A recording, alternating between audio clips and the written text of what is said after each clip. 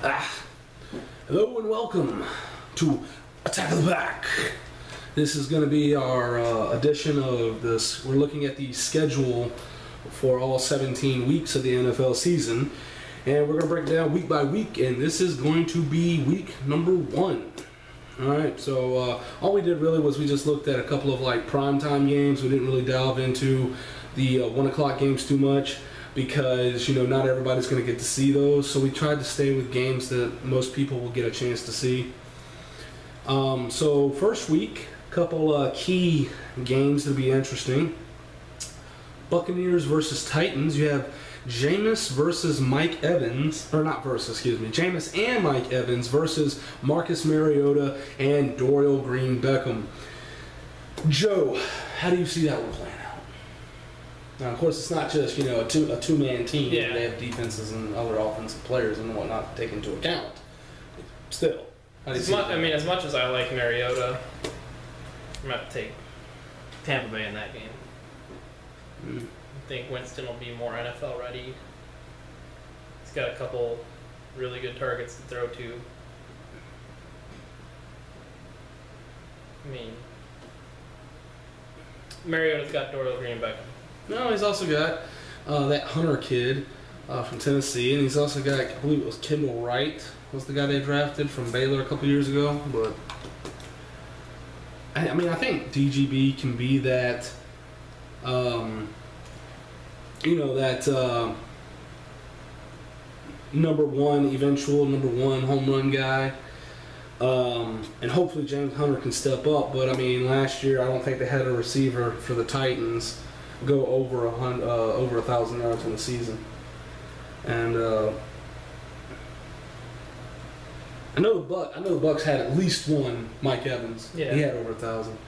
And I'm not sure about Vincent Jackson, but if he's healthy all year, he's capable of 1,000. Plus you got Austin Sinfrins Jenkins, got an army of running backs behind him.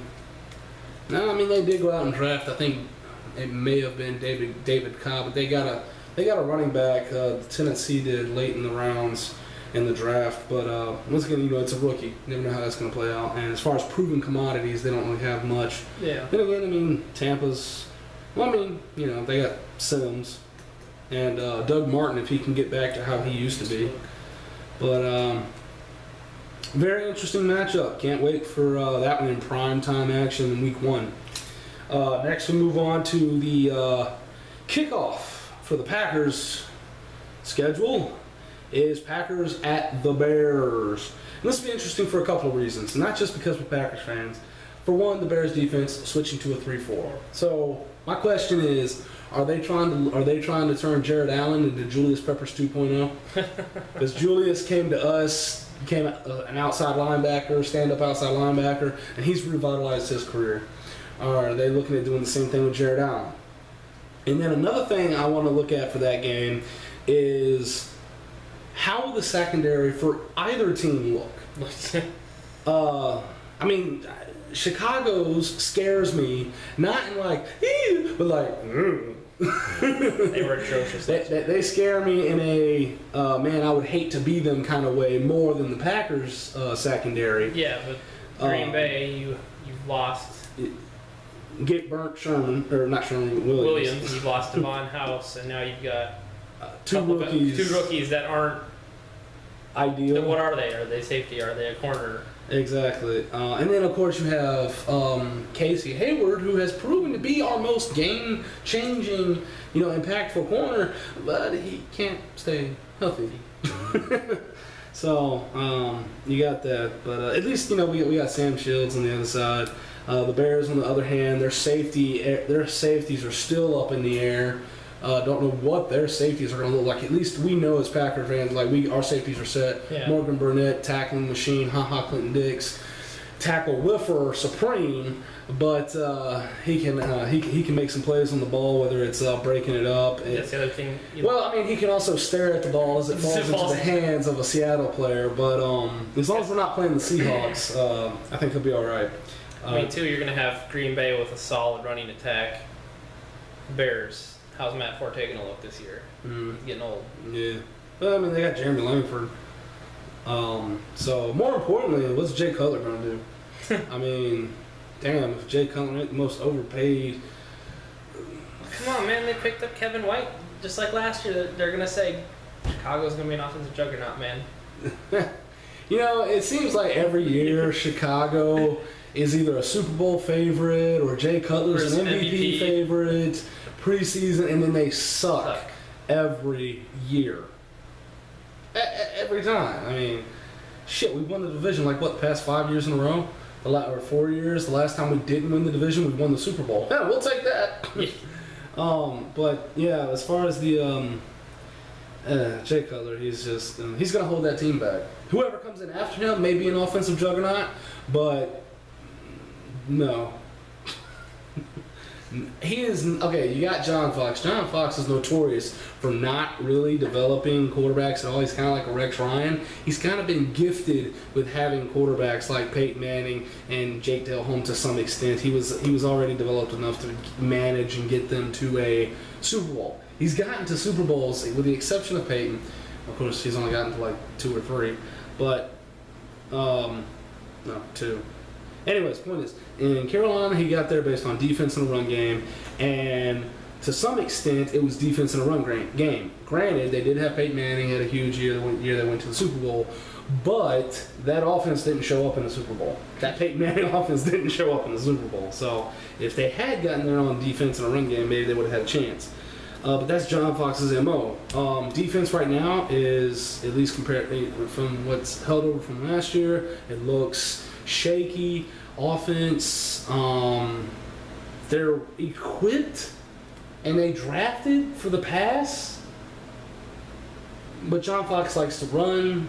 And I mean, I know, they had Peyton Manning last year, but Jay Cutler is not Peyton Manning by no means. I mean, even now, like Peyton Manning's like got a noodle arm. At least he did like the last half of last season. And I mean, there was a period where he couldn't throw a spiral to save his life. But I'd still take Peyton Manning over Jay Cutler. I hate Peyton Manning, not from a talent standpoint. I just don't like the guy. But moving on. Also, it'll be the Packers' first game out. It'll most likely get televised in quite a few places. I mean, Packers-Bears week 1. It may not be a primetime game, but it's probably going to get televised. How will the Packers' special teams look after that debacle in the NFC Championship game? They have gotten rid of They got rid of a lot. They got rid of the prime or key piece of that debacle. Yeah, I mean, they got rid of a lot. They got rid of the special teams coordinator. They got rid of Brian Bostic. Which, I mean, some people might say, oh, why you fire some guy just because of one mistake? It wasn't one mistake. The dude had not been showing up in practice. He had all the talent in the world, but wasn't utilizing it and wasn't getting on the field. So, hopefully it'll be better. Moving on, we have the Colts versus Bills. Arguably one of the most explosive offenses versus what's one of the most hyped up defenses. So, and according to a lot of analysts out there, the Colts are more than stacked at wide receiver. They are overflowing at wide receiver. So, how is that going to compare versus the Bills? How do you see that one shaking out with either E.J. Manuel or Matt Castle, quarterback in the Bills? I don't see the Colts coming out and being, high power in that game, putting up a ton of points. But I still don't see the Bills in week 1 putting up enough points and holding Indianapolis to enough points to win that game. Mm-hmm. It is in Buffalo. I still see it being a close game, but I still see Indianapolis taking that. All right, yeah. That's my bold prediction. I mean, you got LaShawn McCoy in the run game. You got that nasty Bills defense. I think the wild card here is we know how the Bills defense is going to perform. We know how LaShawn McCoy is going to perform. And to a degree, whether it's right or wrong, we know how EJ Manuel and Matt Castle are going to perform. Matt Castle, he's going to be steady, but he's going to underperform. He's just not going to get the job done. You cannot put the game on his back. EJ Manuel shows flashes, but that's just it. They're flashes, and he's injury prone. So far we know what we got with him. What is the Colts defense going to do? They got a few additions this year. They drafted a safety who I hear is going to start for them as a rookie. And they got Trent Cole, and they're playing him at outside linebacker. And they're hopefully getting Robert Mathis back. I don't know if he's. I think he might be suspended. I might have heard that somewhere. I don't know, but still, point is, he was like an 18.5 sack or so guy for them just 2 years ago. So, how is that defense going to look? I think that's the wild card here. Colts defense. If it shows up to play, I think the Colts could surprise and possibly put some serious points on that Bills defense week 1. All right, next up,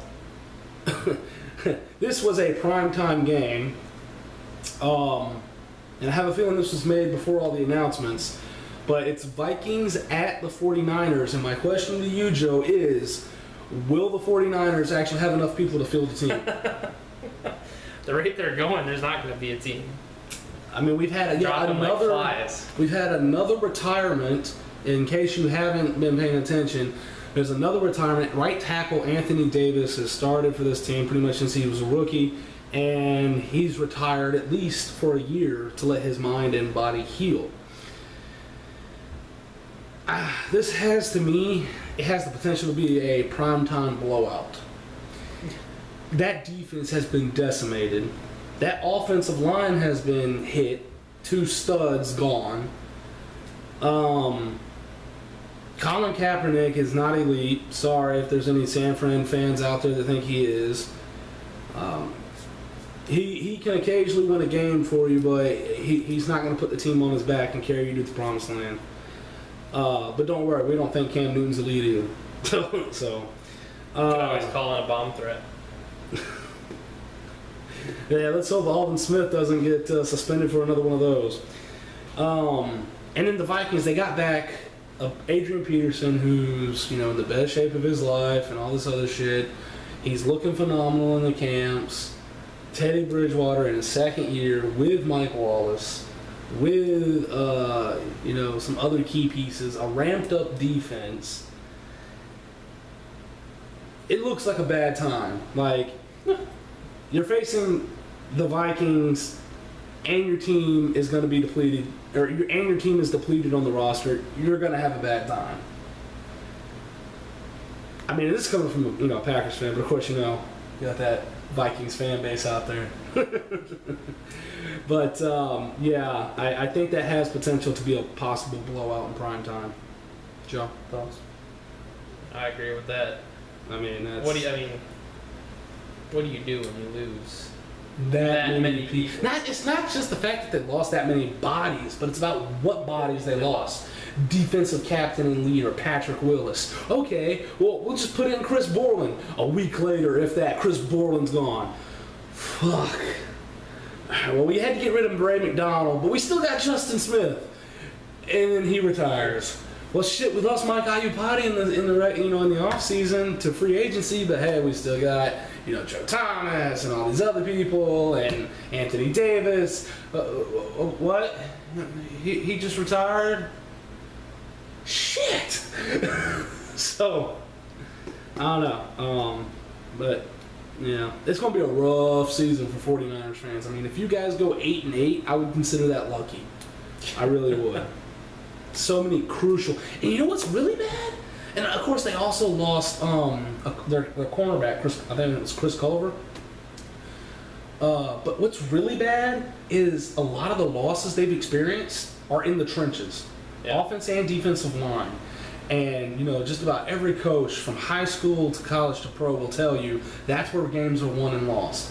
And when you have not just bodies leaving, but key bodies that were producing and doing things for you and actually being effective, you have them leave, And it's like, and they left due to retirement, most of them, or retirement, or they got scooped up in free agency. But when they leave to retirement, and especially the way these other dudes did, you don't always see that coming. So you don't always prepare for it. And I don't think they saw Anthony Davis retiring, Chris Borland retiring, Patrick Willis retiring. So, not saying they can't overcome it, but I don't know if they're going to be able to overcome it this year. And they got a new head coach, new offensive and defensive coordinators. So the few people that are remaining have to learn a whole new system. Yep. It would be much better or much easier, and I would have more faith in this 49er team if, they lost all these players, but they got the same system. So the people who are already there, they already know the system. They don't have to worry about that. They can just help bring these other players along. No, they can't help these other players because now they got to help themselves. Although, they promoted from within Jim Tomsula. He was like a defensive line coach or something. With the 49ers already. So, who's to say his defense is going to be much different than Vic Fangio's? Who's to say, his offense is going to be different from Greg Roman's? I mean, he was in the organization already. But still, wild card. All right, that's going to do it for the Week 1 edition. Don't worry, they're going to get a lot shorter. But, I mean, it's just, Week 1, everything is coming together. Will Sam Bradford be healthy for Week 1? He wasn't last year. All right, but that's Week 1. Joe, send us out. We'll come back with Week 2.